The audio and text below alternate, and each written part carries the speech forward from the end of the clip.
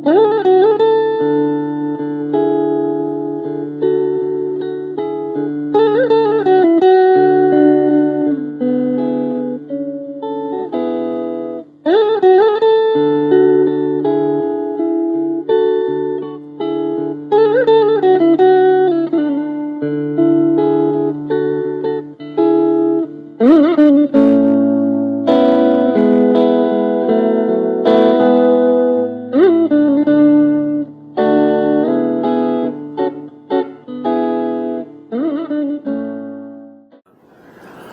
think truly there is usually one or two teachers who actually push you into doing something which you find very interesting. And I had a chemistry teacher called Mr. Raja Rao. He would encourage all of us to talk about chemistry, the elements, and how the history of chemistry, starting from Berzelius and Bunsen and people like that. At an impressionable age, you can really get pretty excited about this. And right in my intermediate, I decided I want to do chemistry. No experiment, no nothing. It was just learning from the teacher. And there's some atrocious book at that time called University Chemistry by Mr. Mitra. We all thought that's the best book there is. Experimentation and so on were very little, but this was sufficient. I also think it may have to do with the family, because as I said, my uncle has, he had 6 daughters. Daughter number 3, Savitri, was married to a fellow called Balasubramanian-President.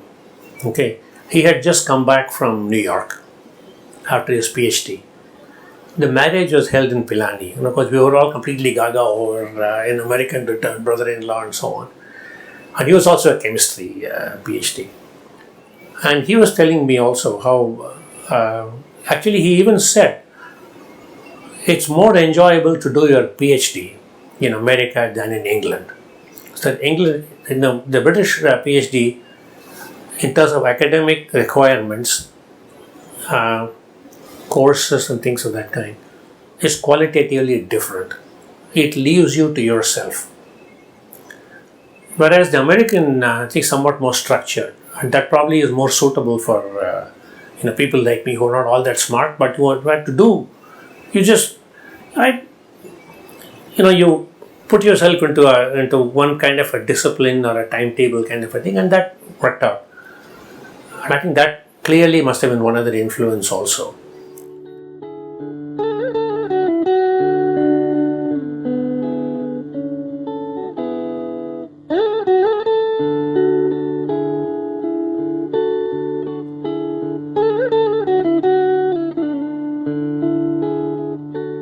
I was a professor of chemistry at that time in University of Hyderabad.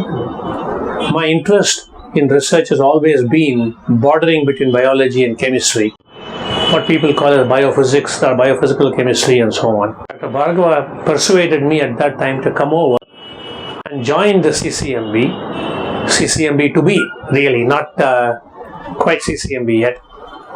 And he said, you continue on as a professor and come over and work in CCMB. And he also said that he is going to get one more person, this time a physicist who turned biologist, the late Dr. M.R. Das. So the 3 of us actually sat together and initiated CCMB. I trained as a physical chemist, so for me, looking at molecules, studying molecules was just as important as studying cells, organs, or organisms. So the molecules, particularly protein molecules, and the way to look at them was by using spectroscopy. So for quite a while I actually was doing spectroscopy and also initiated a new form of spectroscopy to look at biological molecules. It was called photoacoustic spectroscopy. Dr. Mohan Rao, who was my student at that time, and I did some remarkably nice, we actually looked at the entire lens, eye lens. We looked at the malaria parasite, because these are things that you couldn't have observed otherwise. So brand new forms of spectroscopy to look at what happens in a cell, what happens in a bacterium and so on. This is something that we were doing. You see, this is a form of spectroscopy where I can take a spectrum of this floor and tell you what the components in this are. Okay, at that time it was a very new form of spectroscopy. We were pushing it in biology. We actually looked at the spectrum and therefore the components of the eye lens, because it was easy to get, it was transparent, and so on. And if you shine light on that, it will chemical changes will happen. We could monitor the entire thing. It was a very nice, and that put me on to the lens story. But I should really say, the man who pushed me into doing full-fledged lens biology was the late Dr. Bireshwar Chakrabarti.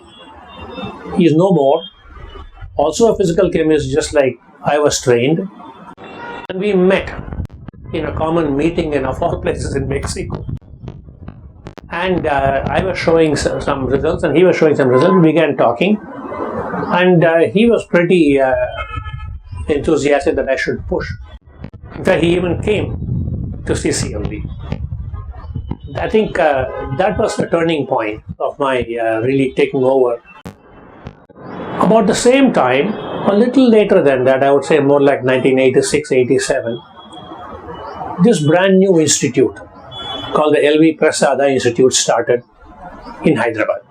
And now comes this man, Gullapalli Nageshwar Rao, and we began talking a little. And clearly, here was a meeting of minds. Here is I am a scientist, very little knowledge of ophthalmology. So in ophthalmology is interested in science. So when we got together in 87, said let us work together, but I was still in CCMB, remember. So we struck up a deal that every day one doctor from L.V. Prasad will come to CCMB. And every so often we will come over to L.V. Prasad, but the research facilities are only in CCMB. Clinical facilities were here in at the LVP. So this went on for several years.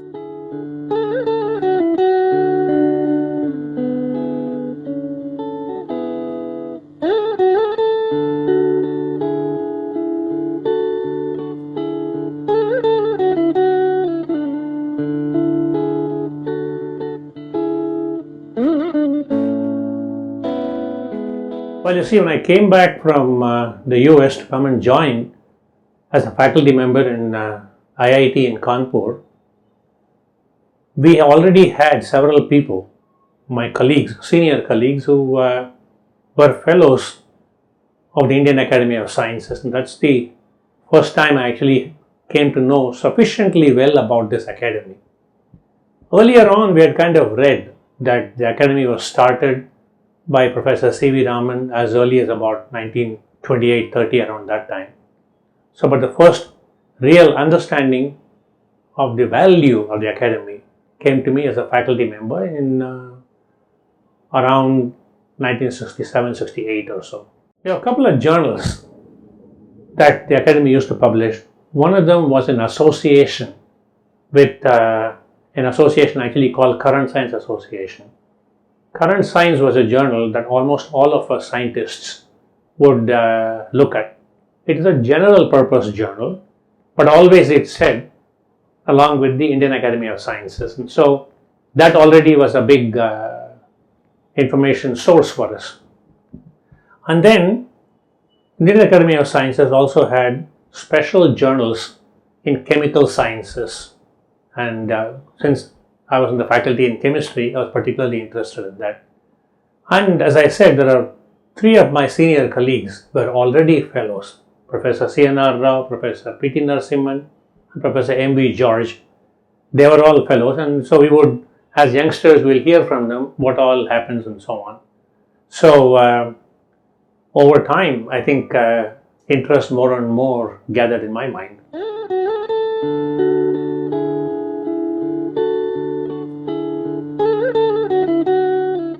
I think it might have been 1981, around that, I think early 81, 82, something of that kind.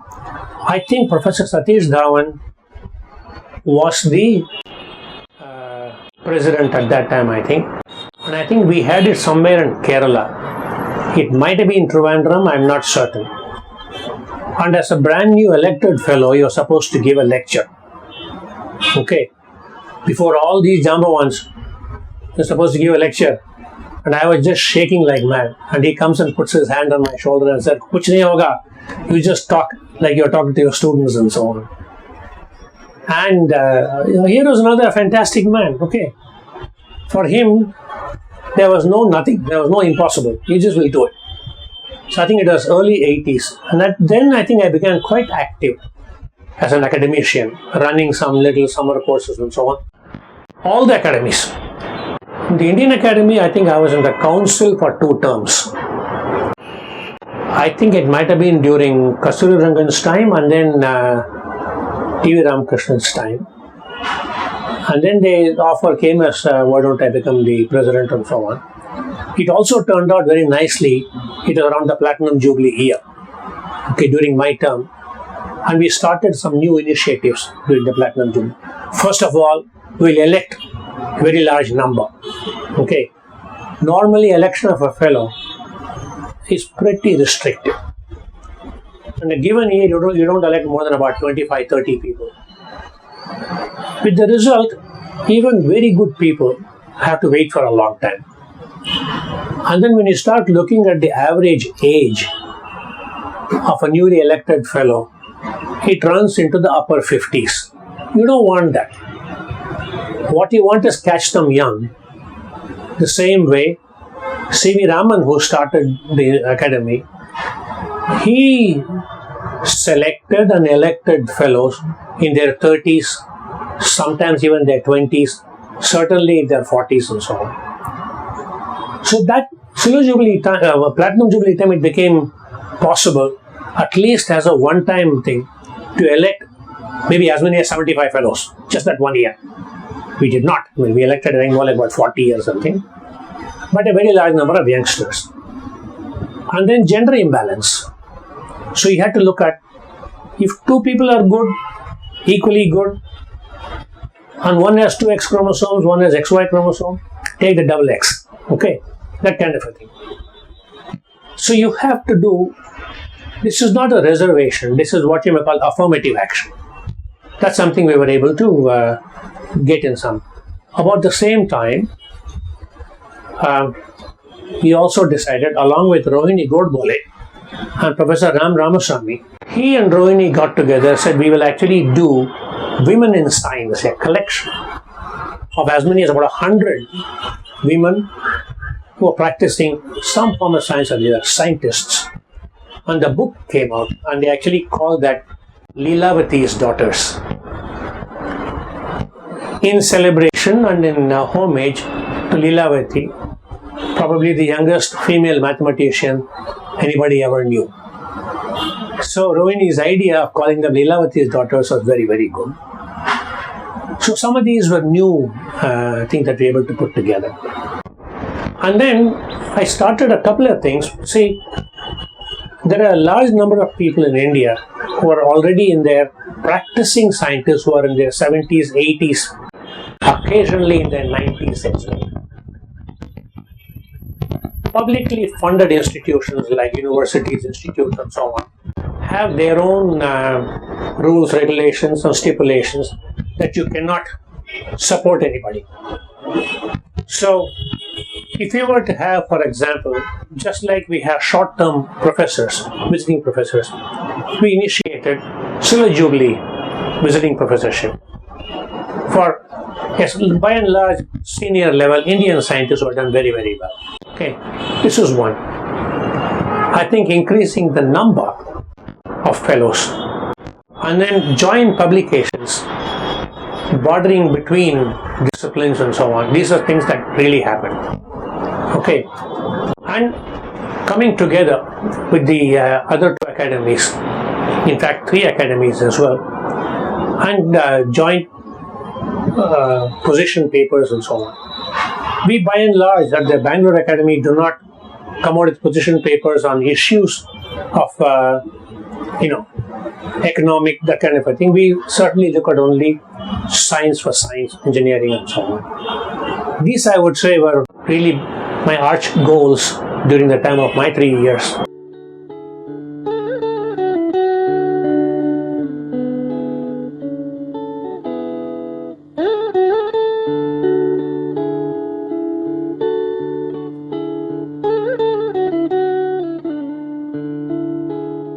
This was definitely during the British times. India was still part of the British Empire. And scientists of British origin had already started something called, which is what is now called the Indian National Science Academy. I think at that time it was called National Institute, something of that kind. And that was in Delhi. And Professor Raman thought that it would be more appropriate to have a purely Indian academy. And Bangalore was the seat of quite a few items of research at that time, particularly the Indian Institute of Science. And he had also already set up what he thought would become the Raman Research Institute and so on. And it was really a personal effort by Professor Raman, who was able to spot people already, even before they became big and famous. He would be able to spot people saying, this fellow has spark in him. And he just invited them and made them fellows. So already there were two academies. One which was still, I think, called the National Institute, I forget what it was, in Delhi, which is thought to be more, what shall I say, not as independent Indian as what Professor Raman wanted. And along the same time, see, this is interesting, because there were three major science forces, personalities at that time in India. We are talking about the 1930s and 1940s. One clearly was C.V. Raman, which is Nobel, and with his towering personality, that was something that was very important. And the second was, his name was Meghnad Saha. Okay, Saha was a very independent Bengali gentleman scientist. He did some really remarkable work. And he thought we ought to have an academy. And at that time, Allahabad, Banaras, Calcutta, these were major areas of scientific interest and scientific research. I'm not very sure whether there was enough dialogue between Raman and Saha. But Saha actually initiated another academy in Allahabad. This then is the birth of three academies. The National Institute of Science, whatever it is called, which is now called INSA, Raman's creation, or the Indian Academy of Sciences, and Saha and his group, which is now called the National Academy of Sciences India, or NASI. So we have INSA, IISc and NASI, almost all at about the same time. This really is a historical situation. They are not competitors of each other.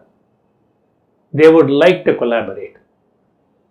But there is still this individuality or ownership, or whatever you might want to call it, that whenever somebody proposes, why don't we put all together and just have one Academy of Science? It used to be a pretty strong no. It's probably a little weaker no now. But many of us actually put together the idea that, well, we are all in the same boat. We ought to be able to work together, at least in certain areas. Okay. And so about 15 years ago, I think this theme started. The presidents and clearly the councils of the three academies decided that they can actually work together for several common themes and so on. One of them was why don't we have common selection procedure for summer research students? These are all postgraduate or maybe BSc or BTech at the last year and so on. And as I said, this move came largely from Professor Mukunda, who spearheaded this entire, and now all the three academies put together, select summer fellowships and so on. And it's a huge task. Also, all the three academies now have common workshops, teachers training, that kind of a thing. And I think the third that most recently it's about 2007, 2008 and so on. Again, I think quite a bit because of Mukunda, Professor Lakhotia, who's in Banaras Indian University, very active researcher and educator. They decided they'll actually put together the 3 academies for thinking about, should we have a 4-year degree program? What is the value of a BSc? Should we consider having a 4-year MSc program or a 5-year MSc program? Can we exit in the middle, enter in the middle? What should be the core content? Quite a bit of serious academic discussions and syllabus and so on. With respect to interacting with the government, the 3 academies have been somewhat circumspect, and they are essentially because there is this worry. And I want to tell you something about this. During my presidency, which was in the years 2007, 8, 9, something of that kind, there were issues of what you may call not just privacy, not just ethics, but also something wrong is being done to a professional scientist or a doctor or engineer, something of that kind, who is an academician, a member of the academy. Human rights are violated. What would you do? Should the academies keep quiet? Should they keep quiet just because, they might face the anger or face the criticism of the government and so on? So we thought, particularly in the case of one professional doctor in India who was actually arrested. The case against him was of treason against Indian nation. Now, this was a too serious an affair. While we were thinking about it, the International Human Rights Commission, which is with which the US National Academy of Sciences actually collaborates, said, what are you people going to think about this? They said we should be able to go on to bodies like the UN and so on. And it occurred to me that this is an excellent chance for us to speak our minds. And so we discussed this. And we decided we'll take one step forward, and that is, if I am no longer the president, I am a former president, I can collect a few other former presidents. They have sufficient respect and regard by the scientific, hopefully also by the public community. If they can speak out, and we did, and distinguished presidents like Professor Obaid Siddiqui, Professor T.V. Ramakrishnan, Professor M. Vijayan and so on. This was a multi-academy affair, not just one academy. That I think was a very positive thing. And we keep, in fact, most recently I think there is now a move to even think about it when you find not just human rights violation, but even situations like when something non-scientific is being propagated, supported, and violence happens against rationalism and so on. I think we should stand up and so forth. So the so-called Committee of Elders is now active.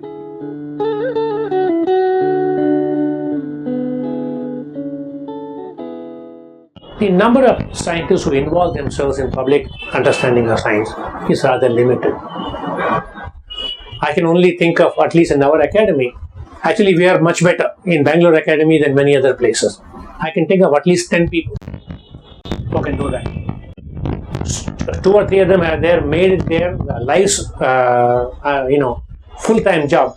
Madhav Gadgil, for example, without the Western Ghats that have already gone out. Even now they are under threat.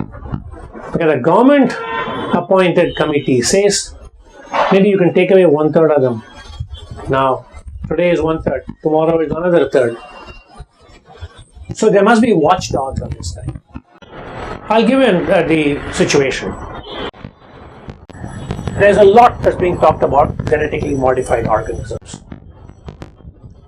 We still